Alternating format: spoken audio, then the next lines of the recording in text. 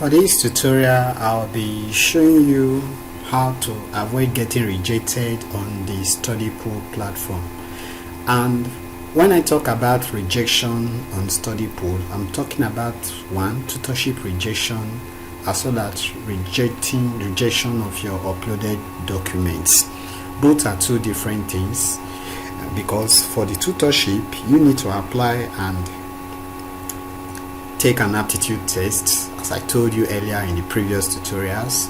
But for the uploading of documents, you don't need any form of application whatsoever. You can just log into the register, sign up and start uploading documents. But at times you can have some documents rejected and there are reasons for it. So I'm going to show you how to avoid rejection in the two cases. So what we are going to do now is that we are going to go back to the platform and we are going to click on Sell Docs. Let's see what they need from us. And if you scroll down to upload documents, if you go down to maximize earnings, or let's just scroll down. So maximum earnings, you see what they want and you see what they don't want there. And now I highlighted what I noticed too from the platform and what others that have also been using the platform, they notice as well what is obtainable there. The first thing is this: make sure you use the format stated for writing your bio. I already treated this. Make it no need for narrations, no need for many stories, no need for long words. Just make sure that they are a minimum of 200, meaning that it has to be above 200. And the one I showcased to you, we use about 350 words, and you can watch the video and look at it and see exactly how I framed it, exactly how they frame it, their sample. Use that and now add your own features. So if that is noted, make sure also that you use the required number of usually 200 to 500. Do not exceed 500. I'm talking about both the citations and title and everything. They should not be more than 500 words, and they should not be below 200 words. If you don't meet up with this, your application could get rejected. Don't ever exceed 500 words, because I did just that and I got rejected the first time. Now, use the stated writing style and format. They want to be sure that you'll be able to attend to the persons requiring your services in the platform. So there is the Chicago style, there is the APA style, not APH, there is the APA style. No, there are different formats there for writings and citations. Make sure you do exactly what they ask for during your application. While doing your aptitude test, there are going to be 3 tests, as I told you earlier.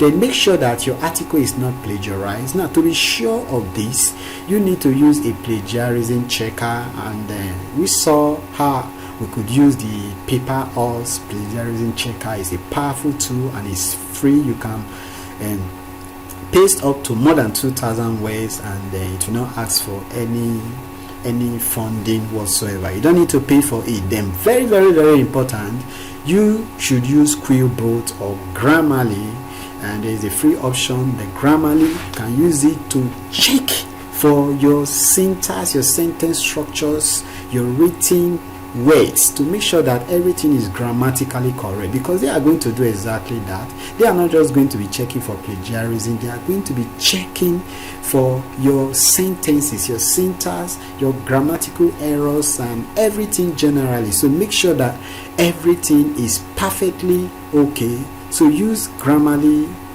to check your grammar and use a plagiarism checker. So also make sure your article is submitted in the right format. They only need Doc or DOCX, that's mini Microsoft. You use your word processor to type this out. During the application stages, they only need Doc or DOCX formats. Then avoid grammatical errors. This is a must, and I've said this. Use Grammarly and QUILLBOT to check this. Then use the right citation, and there's a citation generator that you can use on QUILLBOT. There's a video training on that. go through the trainings. You already have the link, so go through the channel, you see it there and see exactly how I do this, and it will be done automatically for you. The first time I did my application, I was trying to research online and try and gather how to do the different format, and I didn't get it right because there were so many options. But with the citation generator, this is done automatically for you. You don't need to stress yourself. You just copy and paste in the required tail end of the article. So that's it for tutorship if you don't want to get rejected. Then for the articles, that's for the submission of document, this one himself is not a big deal, but you just need to do it right. Now what you will need do for this, what you will need do is that only submit clear and legible academic papers. They must be very, very clear. Then submit documents with provided answers.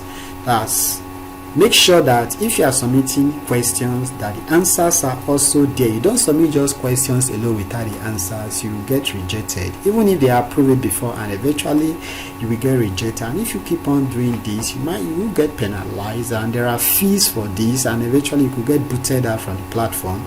Then make sure that the answers submitted are correct. Don't just say because you want to upload a lot of documents, you just be picking answers that are not correct. Don't submit your assignment where you failed there to get the answers right.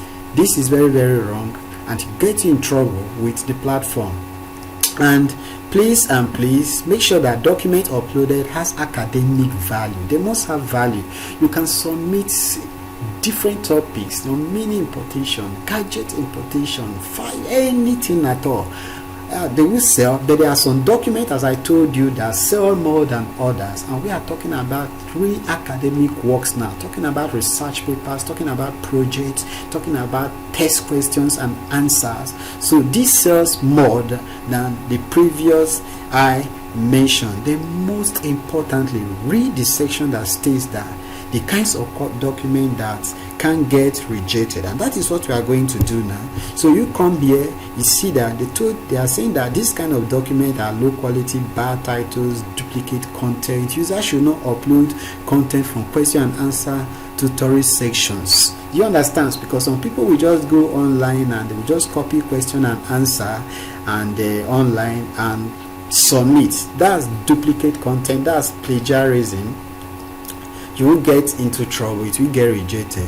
Doing so will lead to rejected content, long delays, and banned accounts.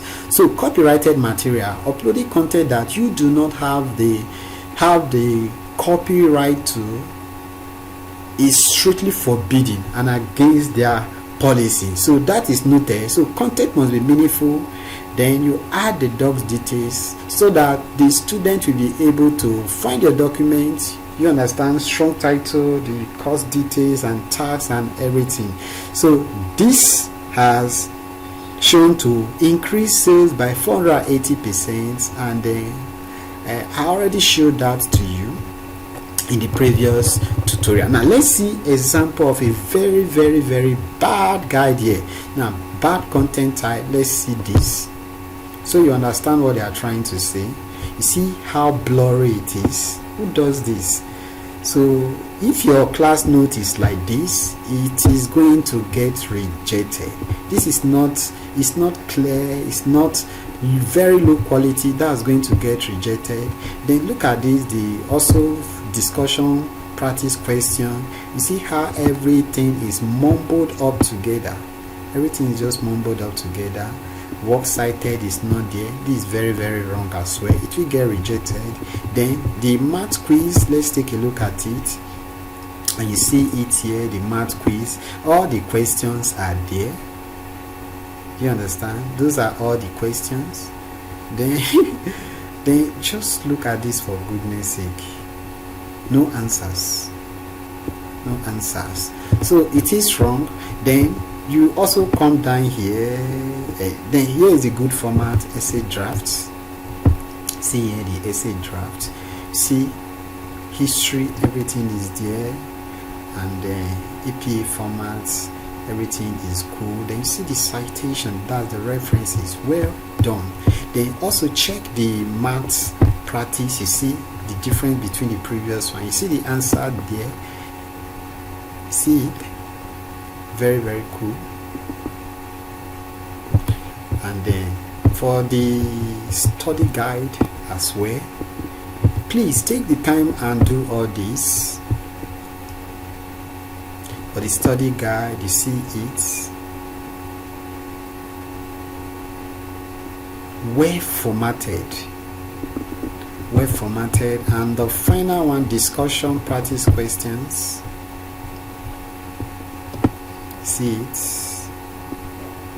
well detailed. So these are the kind of things, the kind of documents they want from you, and anything outside that, it will get rejected. And when you keep on doing it, you would eventually get banned. So also read the frequently asked questions, go through the videos again, go through the PDFs that I've given to you, and start uploading documents. Do this test and start making money online. So with this, we'll round up the full sections of the training. You have 6 videos with you, I believe. So thank you and God bless, and I'll see you at the top. Any questions, you can always get back to me.